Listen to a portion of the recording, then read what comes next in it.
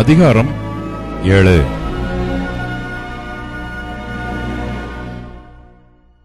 இவைகளுக்கு பின்பு யூதர்கள் இயேசுவை கொலை செய்ய வகை தேடினபடியால் அவர் யூதேயாவிலே சஞ்சரிக்க மனதில்லாமல் கலிலேயாவிலே சஞ்சரித்து வந்தார்.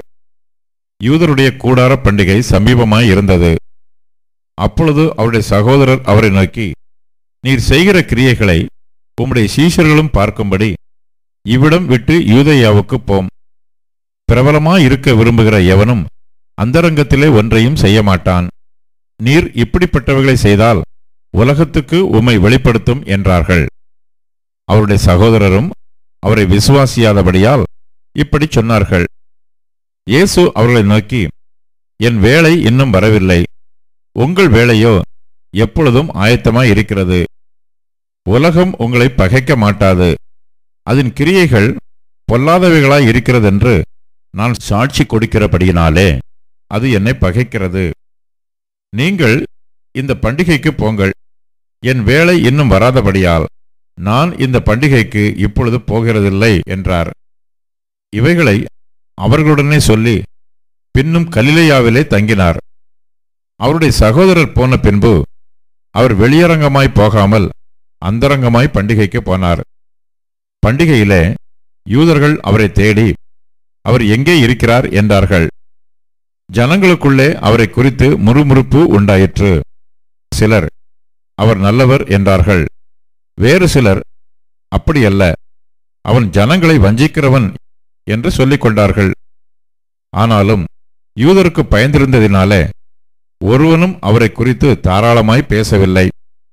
பாதி பண்டிகை ஆனபோது இயேசு தேவாலயத்துக்கு போய் உபதேசம் பண்ணினார். அப்பொழுது யூதர்கள், இவர் கல்லாதவராயிருந்தும் வேத எழுத்துக்களை எப்படி அறிந்திருக்கிறார் என்று ஆச்சரியப்பட்டார்கள். இயேசு அவர்களுக்கு பிரதியுத்தரமாக, என் உபதேசம் என்னுடையதாயிராமல் என்னை அனுப்பினவருடையதாய் இருக்கிறது. அவருடைய சித்தத்தின்படி செய்ய மனதுள்ளவன் எவனோ அவன் இந்த உபதேசம் தேவனால் உண்டாயிருக்கிறதோ நான் சுயமாய் பேசுகிறேனோ என்று அறிந்து கொள்ளுவான். சுயமாய் பேசுகிறவன் தன் சுய மகிமையை தேடுகிறான். தன்னை அனுப்பினவரின் மகிமையை தேடுகிறவனோ உண்மை உள்ளவனாய் இருக்கிறான். அவனிடத்தில் அநீதி இல்லை. மோசே நியாயப்பிரமாணத்தை உங்களுக்கு கொடுக்கவில்லையா? அப்படி இருந்தும் உங்களில் ஒருவனும் அந்த நியாயப்பிரமாணத்தின்படி நடக்கிறதில்லை. நீங்கள் ஏன் என்னை கொலை செய்ய தேடுகிறீர்கள் என்றார்.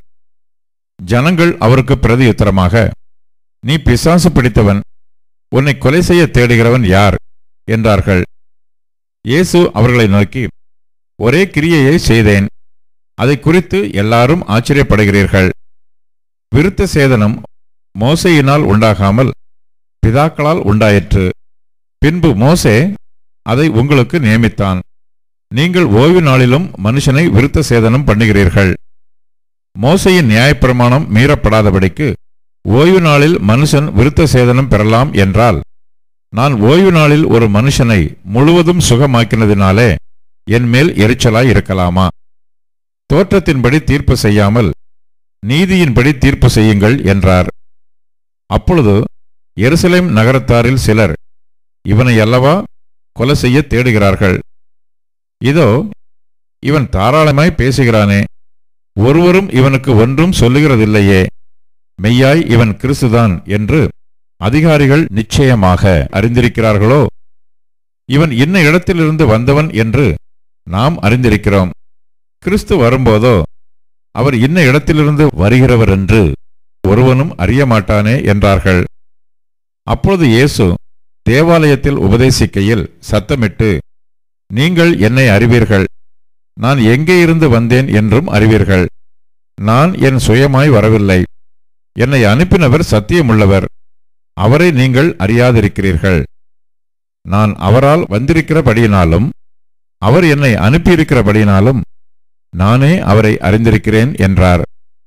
அப்பொழுது அவரை பிடிக்க வகை தேடினார்கள். ஆனாலும் அவருடைய வேளை இன்னும் வராதபடியினால் ஒருவனும் அவர் மேல் கை போடவில்லை. ஜனங்களில் அநேகர் அவரை விசுவாசித்து, கிறிஸ்து வரும்போது இவர் செய்கிற அற்புதங்களை பார்க்கிலும் அதிகம் செய்வாரோ என்றார்கள். ஜனங்கள் அவரை குறித்து இப்படி முறுமுறுக்கிறதை பரிசேயர் கேட்டபொழுது அவரை பிடித்து கொண்டு வரும்படிக்கு பரிசேயரும் பிரதான ஆசாரியரும் சேவகரை அனுப்பினார்கள். அப்பொழுது இயேசு அவர்களை நோக்கி, இன்னும் கொஞ்ச காலம் நான் உங்களுடனே கூட இருந்து பின்பு என்னை அனுப்பினவரிடத்திற்கு போகிறேன். நீங்கள் என்னை தேடுவீர்கள், ஆனாலும் என்னை காண மாட்டீர்கள். நான் இருக்கும் இடத்திற்கு நீங்கள் வரவும் கூடாது என்றார். அப்பொழுது யூதர்கள், இவரை நாம் காணாதபடிக்கு எங்கே போவார்? கிரேக்கருக்குள்ளே சிதறி இருக்கிறவர்களிடத்திற்கு போய் கிரேக்கருக்கு உபதேசம் பண்ணுவாரோ? நீங்கள் என்னை தேடுவீர்கள், ஆனாலும் என்னை காணமாட்டீர்கள் என்றும், நான் இருக்கும் இடத்துக்கு நீங்கள் வரக்கூடாது என்றும் இவர் சொன்ன வார்த்தையின் கருத்து என்னவென்று தங்களுக்குள்ளே சொல்லிக் கொண்டார்கள். பண்டிகையின் கடைசி நாளாகிய பிரதான நாளிலே இயேசு நின்று சத்தமிட்டு, ஒருவன் தாகமாயிருந்தால் என்னிடத்தில் வந்து பானம் பண்ண கடவன். வேத வாக்கியம் சொல்லுகிறபடி என்னிடத்தில் விசுவாசமாயிருக்கிறவன் எவனோ அவன் உள்ளத்திலிருந்து ஜீவ தண்ணீருள்ள நதிகள் ஓடும் என்றார். தம்மை விசுவாசிக்கிறவர்கள் அடையப்போகிற ஆவியை குறித்து இப்படி சொன்னார். இயேசு இன்னும் மகிமைப்படாதிருந்தபடியினால் பரிசுத்த ஆவி இன்னும் அருளப்படவில்லை. ஜனங்களில் அநேகர் இந்த வசனத்தை கேட்டபொழுது, மெய்யாகவே இவர் தீர்க்கதரிசியானவர் என்றார்கள். வேறு சிலர், இவர் கிறிஸ்து என்றார்கள். வேறு சிலர், கிறிஸ்து கலிலேயாவிலிருந்தா வருவார்? தாவீதின் சந்ததியிலும் தாவீது இருந்த பெத்லகேம் ஊரிலுமிருந்து கிறிஸ்து வருவார் என்று வேத வாக்கியம் சொல்லவில்லையா என்றார்கள். இவ்விதமாக அவரை குறித்து ஜனங்களுக்குள்ளே பிரிவினை உண்டாயிற்று. அவர்களில் சிலர் அவரை பிடிக்க மனதாயிருந்தார்கள். ஆகிலும் ஒருவனும் அவர் மேல் கை போடவில்லை. பின்பு அந்த சேவகர் பிரதான ஆசாரியரிடத்திற்கும் பரிசேயரிடத்திற்கும் திரும்பி வந்தார்கள். இவர்கள் அவர்களை நோக்கி, நீங்கள் அவனை ஏன் கொண்டு வரவில்லை என்று கேட்டார்கள்.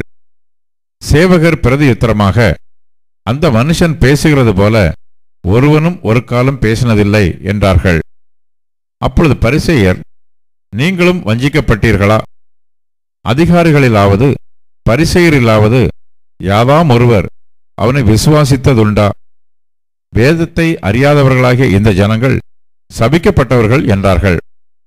ராத்திரியிலே அவரிடத்திற்கு வந்தவனும் அவர்களில் ஒருவனுமாகிய நிக்கதோமு என்பவன் அவர்களை நோக்கி, ஒரு மனுஷன் சொல்வதைக் கேட்டு அவன் செய்கைகளை அறிகிறதற்கு முன்னே அவனை ஆக்கினைக்கு உட்படுத்தலாம் என்று நம்முடைய நியாயப்பிரமாணம் சொல்லுகிறதா என்றான். அதற்கு அவர்கள், நீரும் கலிலேயனோ? கலிலேயாவிலிருந்து ஒரு தீர்க்கதரிசியும் எழும்புகிறதில்லை என்பதை ஆராய்ந்து பாரும் என்றார்கள். பின்பு அவரவர் தங்கள் வீட்டுக்கு போனார்கள்.